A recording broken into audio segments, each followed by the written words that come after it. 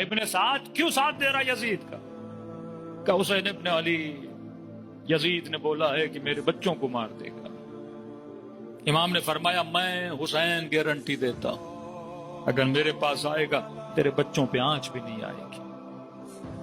کہ وہ بات تو صحیح ہے، لیکن یزید نے کہا ہے، ابن زیاد نے کہا ہے کہ جتنی کوفے میں تیرا گھر ہے، مال و منال ہے، زمینیں ہیں، پیسہ ہے، سب کچھ لے لے گا، فریز کر دے گا۔ تو امام حسین نے کہا کہ کتنی قیمت ہوگی تیرے گھر کی؟ کہا کہ مدینے میں میرے پاس ایک باغ ہے، یہ مشہور تھا باغ حسن کے نام سے۔ یزید کے باپ نے معاویہ ابن ابی سفیان نے امام حسن کو آفرز دی کہ جتنا پیسہ چاہیے حسن ابن علی مجھ سے لے لے، لیکن یہ باغ مجھے دے، کیونکہ پورے مدینے میں پر ثمر ترین اگر کوئی باغ تھا باغ حسن تھا۔ تاریخ لکھتی ہے کہ اس باغ کے ہر درخت کا شاخہ لگایا امیر المومنین نے، اور ہر درخت کو لگانے کے بعد علی نے اس کے کنارے پہ 2 رکعت نماز پڑھی۔ ایسا مقدس باغ، مولا فرماتے ہیں کہ میں لکھ کے دینے کو تیار ہوں کہ یہ باغ میں تجھے دے رہا ہوں جس کی قیمت تیرے گھر سے بھی کیا ہے، زیادہ ہے۔ حجت کو تمام کیا جا رہا ہے۔ فرمایا حسین چلو یہ بھی صحیح ہے، لیکن کیا کروں، یزید نے وعدہ دیا ہے شہر رے کی حکومت کا۔ تبھی کہا نا اگر دل میں رے کی حکومت کی خواہش بھی ہے تو حسین کے فرش عزا پہ بیٹھا نہ کرو۔ اس فرش عزا پہ آنے سے پہلے ان رے کی حکومتوں کو دلوں سے کیا کیا کرو، نکالا کرو۔ امام نے کہا کہ ابن زیاد یہ بتا ابن سعد، تجھے یقین ہے کہ جو حسین کہتا ہے وہ سچ ہے؟ تو مجھے صادق مانتا ہے، مجھے امین مانتا ہے؟ کہ جی ابا عبداللہ فرزند رسول ہو، آپ نے آج تک جھوٹ نہیں بولا۔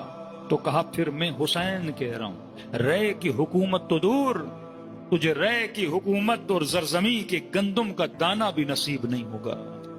یہ میں حسین کہہ رہا ہوں۔ کہتے یہ سننا تھا کیونکہ یہ اس کی خواہش تھی، یہ اس کی محبت تھی، اسی محبت میں اس نے سب کچھ دیا کہ میں حاکم شہر رے بنوں۔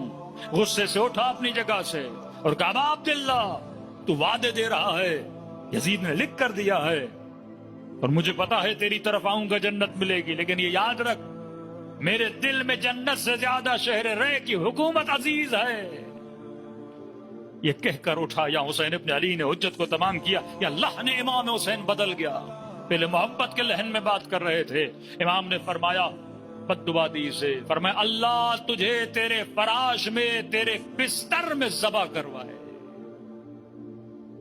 اور شہادت امام حسین کے بعد یہ سو رہا تھا، جناب مختار اس کے گھر کے اندر آئے، کہتے ہیں بستر سے اٹھا بھی نہیں، مختار نے اس کا سر اس کے بستر میں قدم کر دیا۔ اگر امام حسین کی بات سنتا آج اس پہ رحمت بھی برس رہی ہوتی، آج اس پہ سلام بھی ہو رہا ہوتا، لیکن اس نے ٹریک اس کی زندگی کا بدل گیا۔ کہتے ہیں صبح سے شام تک سب سے زیادہ کلام کیا ابا عبداللہ حسین نے۔ ضحاک ابن عبداللہ کہتا ہے آخری جب عصر عاشور کا وقت آیا، لہن امام حسین بدل گیا، لہجہ بدل گیا، سختی کا لہجہ آیا۔ فرماتے ہیں اپنے دونوں ہاتھوں کو اپنے محاسن کے نیچے دیا۔ مستحب ہے جب دعا کرو تو داڑھی کے نیچے ہاتھ رکھا کرو، خدا دعا کو قبول کرتا ہے۔ کہ اپنی ریش مبارک، لحیہ مبارک کے نیچے امام حسین نے ہاتھ دیا، اور اس کے بعد کچھ جملے کہے، فرمایا واللہ خدا کی قسم ہے اللہ مختلف قوموں پہ غضبناک ہوا، غیر المغضوب علیہم ولا الضالین۔ یہ ڈیلی دعا کرتے ہو، اے خدا مجھے غضبناک لوگوں میں شامل نہ فرمانا، مجھے ان میں شامل فرمانا جن پہ تیری رحمتیں نازل ہوئیں، تیری برکتیں نازل ہوئیں، تیری نعمتیں نازل ہوئیں۔ فرمایا پہلے وہ یہود جنہوں نے جناب عزیر کو اللہ کا بیٹا مانا، فرمایا اللہ ان پہ غضبناک۔ پھر فرمایا وہ نصارا جنہوں نے عیسیٰ کو خدا کہا یا خدا کا بیٹا کہا، فرمایا اللہ ان پہ غضبناک ہوا۔ تیسرا فرمایا مجوس جنہوں نے آگ کو اللہ سمجھا اور اس کی پرستش کی، خدا اس پہ غضبناک ہوا۔ اب اس قوم کو مخاطب کیا، فرمایا ڈرو اس دن سے، فرمایا ان تینوں قوموں پہ خدا اتنا غضبناک نہیں جتنا قتل فرزند رسول پہ وہ غضبناک ہوگا۔ جو کام ابھی تم لوگ کرنے والے ہو، نماز سے رسول کا گلا کاٹنے والے ہو، فرمایا اللہ کی رحمت اپنی جگہ، لیکن غضب خدا سے ڈرو۔ اللہ کا غضب بڑا شدید ہے.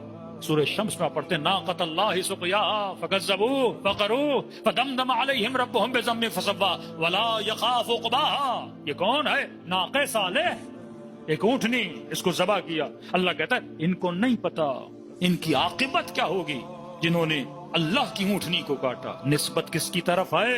اللہ کی طرف ہے. لاکھوں اونٹنیاں کاٹ دو، اللہ غضبناک نہیں ہوتا. خدا اس اونٹنی پہ غضبناک کیوں ہو رہا ہے؟ فرمایا کیونکہ یہ ناقۃ اللہ ہے، اس کی نسبت اللہ کی طرف ہے تو یہ شاعر اللہ میں ہے. یہ حسین نہیں، یہ نواز رسول ہے. اس کی نسبت فاطمہ الزہرا کی طرف ہے. فرمایا ہر خطبے میں کبھی کہتے تھے حلال کو حرام کیا، حرام کو حلال کیا، پھر کہتے تھے کیا مجھے نہیں جانتے میں وہ ہوں جو علی کا بیٹا، میں وہ ہوں جو فاطمہ کا بیٹا، میں وہ ہوں جو خدیجۃ الکبریٰ کا بیٹا، میں وہ ہوں جو فرزند رسول ہوں. فرمایا اپنا تعارف کرواتے تھے کہیں نہ کہیں ان کے دل میں خوف خدا پیدا ہو جائے. فرمایا اللہ کے غضب سے ڈرو. اور کیا کیا خدا نے ان کے ساتھ؟ آپ بنو امیہ کی تاریخ پڑھیں گے پریشان ہو جائیں گے. جناب مختار نے ایک سے پوچھا کہ بتا تم نے کون سا گناہ کیا؟ جس شخص نے کہا کہ میں نے حسین کے بدن پہ گھوڑے دوڑائے. کہتے ہیں مختار نے حکم دیا، زندہ تھا کیسے زمینوں پہ لٹاؤ اور ان کے اوپر زندہ تھے ان کے اوپر گھوڑے دوڑوائے. اس سے زیادہ اشد عذاب، یعنی یہاں بھی بدبختی سے مرے اور آخرت میں تو اشد عذاب ہے. دوسرے سے پوچھا تم نے کیا کیا تھا؟ کہتا ہے حسین نہر تک پہنچے تو تھے حضرت عباس کے بعد، لیکن میں نے حسین کو پانی کے قریب نہیں آنے دیا. پانی نگاہوں کے سامنے تھا لیکن میں نے حسین کو نہ پینے دیا نہ پانی اٹھانے دیا. ضحاک کہتا ہے اس شخص کو امام حسین نے بد دعا دی تھی کہ تو جتنا بھی پانی پیے گا خدا تیری پیاس کو کبھی بجھائے گا نہیں. کہتے ہیں یہ اپنے گھر میں اپنی زمین پہ گول گھومتا تھا، اتنا پانی پیا اتنا پانی پیا، پیٹ اس کا سوج گیا لیکن چیختا تھا اللہ تاش اللہ تاش اللہ تاش. لوگ کہتے تھے پانی پی تو رہے ہو، کہتا حسین کی بد دعا مجھے یاد آ رہی ہے، جتنا پانی پیتا ہوں لیکن میری پیاس بجھنے کا نام نہیں لیتی. یہی ابن زیاد بدن پر ایسا زخم ہوا جس زخم کی وجہ سے پریشان تھا. یہی یزید ایک بیماری کے اندر، آج تک معلوم نہیں کہ یزید مرا کیسے، کس نے اس کو مارا، کس جوانی میں یہ دنیا سے چلا گیا. یہی بنو امیہ جب بنو عباس آئے 1000 بنو امیہ کے نسلوں کے سر کاٹ کو اس نے زمینوں پہ رکھے. ان کے حاکموں کی قبریں کھود کے ان کی ہڈیوں تک کو جلا دیا گیا کہ بنو امیہ کے افراد یہاں سے دوڑ کے مصر کی طرف، حبشہ کے اندر مصر کے اندر دوڑ کے چلے گئے. اس حاکم نے اس کو 3 دن اپنی گھر میں سکونت اختیار کرنے کی اجازت دی. اس کے بعد بولا کہ کتنے سال تم لوگوں نے حکومت کی ہے؟ کہ 70 سال سے زیادہ ہم حاکم رہے ہیں. کہ آج یہ حال ہے کہ تم میرے پاس چھپنے کے لیے آئے ہو بنو عباس کے خوف سے. کہ مجھے یہ بتاؤ کیا تم نے اپنے دین کی سنتوں پہ عمل کیا تھا؟ تمہارے دین میں حلال و حرام کہاں ہے؟ کہ پھر تم حرام سے بچے حلال پہ عمل کیا کہ نہیں؟ اس حاکم نے کہا 3 دن میرے گھر پہ تھے، مہمان خدا تھے. آل امیہ جتنا جلدی ہو میرے گھر سے نکل جاؤ، کہیں وہ عذاب ہمارے اوپر بھی نازل نہ ہو جائے. خدا نے اشد عذاب میں مبتلا کیا. یہی وقوفی امام حسین کا ساتھ نہیں دیا. حجاج ابن یوسف نے ان کے ساتھ وہ حال کیا کہ تاریخ لکھتی ہے سروں کو اس طرح مسجدوں میں کاٹا گیا کہ خون کی نہریں گویا مسجدوں سے پانی کی طرح بہ رہی تھی. امام حسین نے فرمایا 3 غضب اللہ نے کیے، بدترین غضب خدا وہ ہے کہ اگر تم نواز رسول کا کیا کرو، سر کاٹو.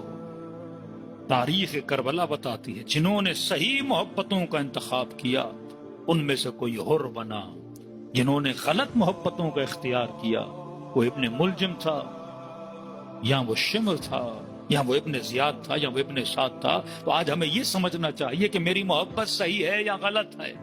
فکر ابا عبداللہ ہمیں یہ سکھاتی ہے کہ کبھی بھی غلط محبت میں گرفتار نہ ہونا، کیونکہ غلط محبت تمہاری دنیا کا بھی خسران ہے اور آخرت کی بھی تباہی ہے. صلوات پڑھے محمد و آل محمد.